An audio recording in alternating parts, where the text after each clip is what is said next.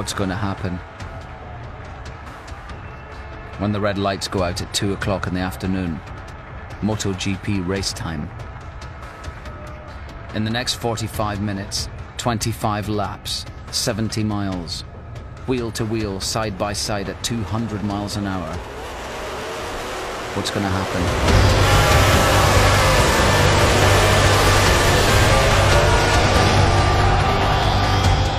On a good day, the answer doesn't come until the very end. The race is a battle to the finish line. June 15th, 2009 was a very good day.